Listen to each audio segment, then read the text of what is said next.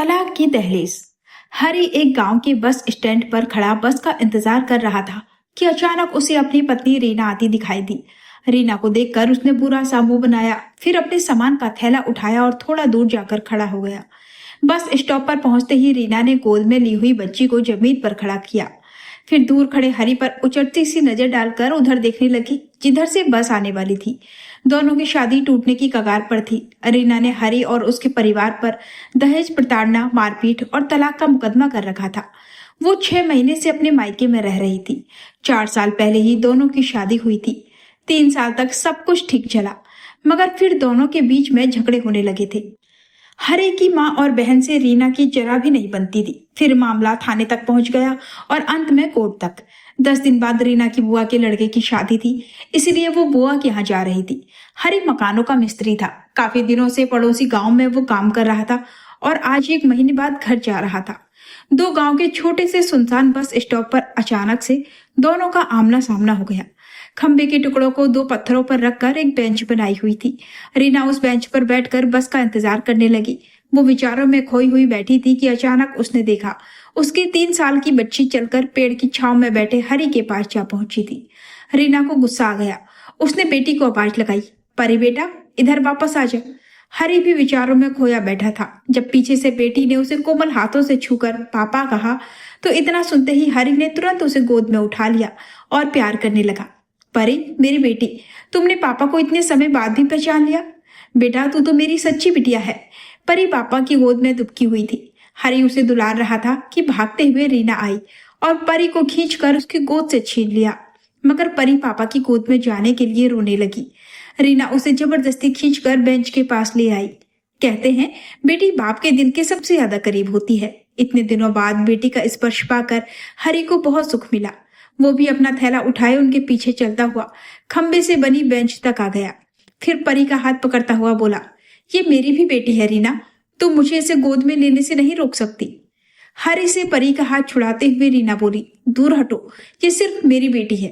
हरी बोला, हम दोनों की बेटी है, अभी हमारा तलाक नहीं हुआ है और अभी तक तुम मेरी पत्नी ही हो। रीना चिल्लाते हुए बोली, काहे की पत्नी? तुमने तो कोर्ट में मुझ पर बदचलन और पागल होने का आरोप लगाए हैं। अपनी पत्नी पर कोई ऐसे आरोप लगाता है भला?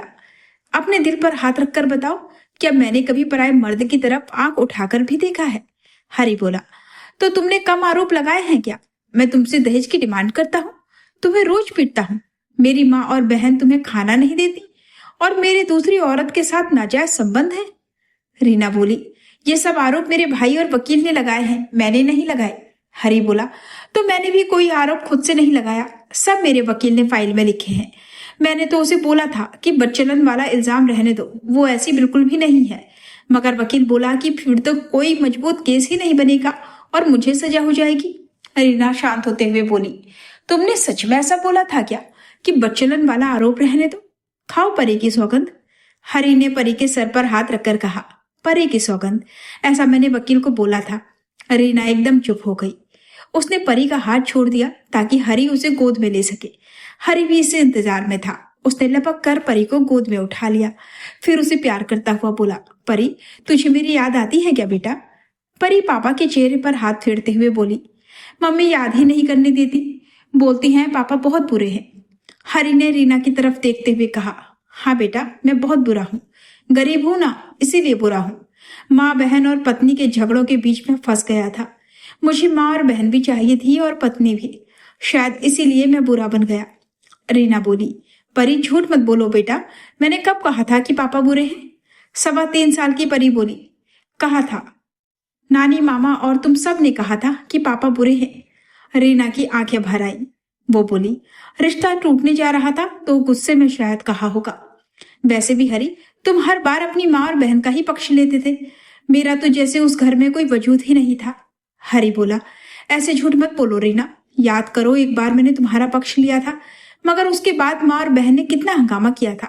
रो रो कर पूरे मोहल्ले को इकट्ठा कर लिया था और घर से बाहर जाकर बैठ गई थी। सबको कह रही थी कि हरी ने उन्हें घर से निकाल दिया। रीना बोली, तुम्हारी माँ और बहन हमेशा बात का बतंगड़ बनाती थी।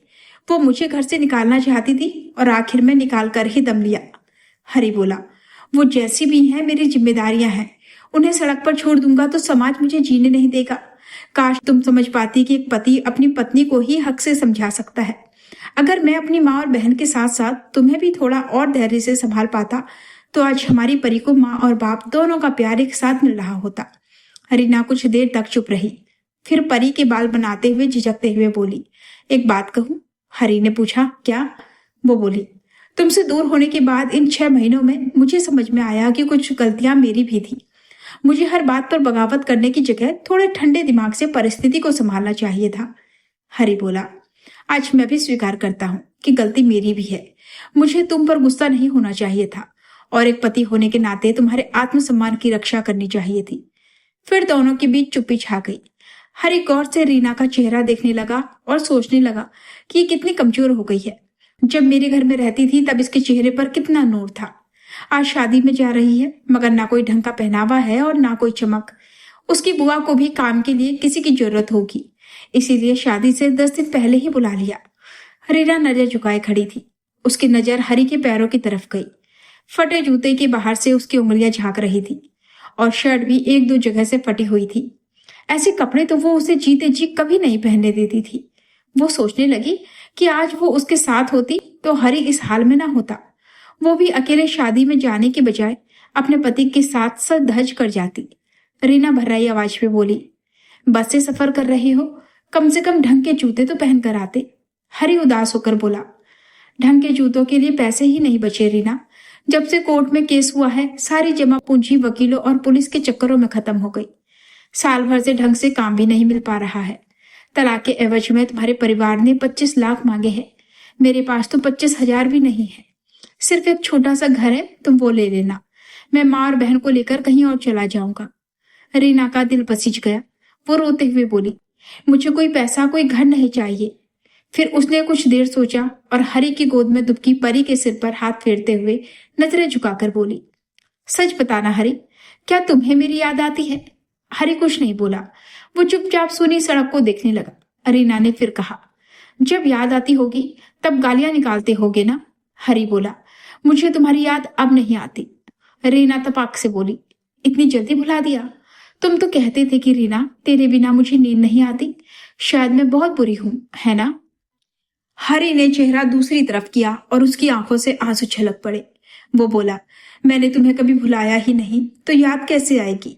तुम तो हर पल मेरे भीतर रहती हो। जब थका हारा घर पहुंचता हूं तो ये आंखें आज भी तुम्हें ही ढूंढती है कि कहीं तुम रसोई में काम करती या झाड़ू लगाती नजर आओगी। तुम्हारे जाने के बाद मैं एक दिन भी चैन से नहीं सोया। बस दरवाजे को ताकता रहता हूँ कि शायद तुम्हें मेरी याद आएगी और तुम लौट आओगी। इतना सुनते ही रीना अपने आंसू नहीं रोक सकी। वो रुलाई रोकते हुए बोली, अगर इतनी ही याद आती थी तो मुझे लेने क्यों नहीं आए? हरी बोला, अगर मैं आता तो क्या तुम मेरे साथ लौट आती? रीना बोली, सच कहूं, तुम अगर एक बार दिल से फोन भी कर देते ना हरी, तो मैं सब कुछ भूल कर वापस लौट आती। मैं रोज तुम्हारे फोन का इंतजार करती थी।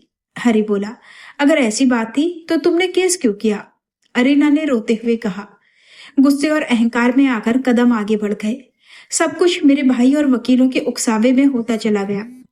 जब तुमने भी मुझ पर गहने चोरी का काउंटर केस कर दिया तो मुझे लगा कि तुम मुझसे पीछा छुड़ाना चाहते हो। हरी बोला, यही हमारी सबसे बड़ी गलती थी। जब बात अपनों के बीच से निकलकर थाने और कोर्ट तक पहुंच जाती है तो अहंकार जीत जाता है और प्यार हार जाता है। हम एक दूसरे को मनाने के बजाय दूसरों की बातों में आकर दूरियां बढ़ाते गए। दोनों कुछ देर शांत रहे।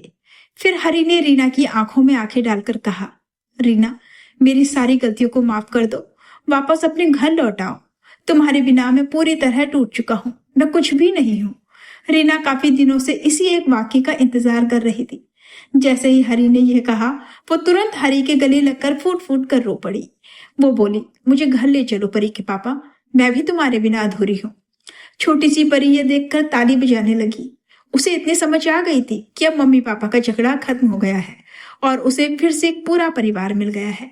कुछ ही देर में बस भी आ गई। दोनों हाथ पकड़कर बस में चढ़े और साथ बैठे।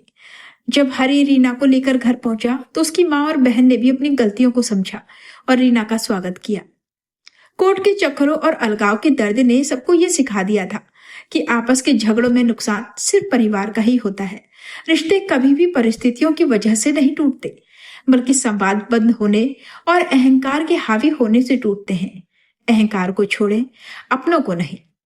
जब मियाँ बीवी के बीच का झगड़ा घर की चार दीवारी से निकलकर कोर्ट कचहरी वकील और रिश्तेदारों तक पहुंच जाता है तो बाहरी लोग आग में घी डालने का काम करते हैं।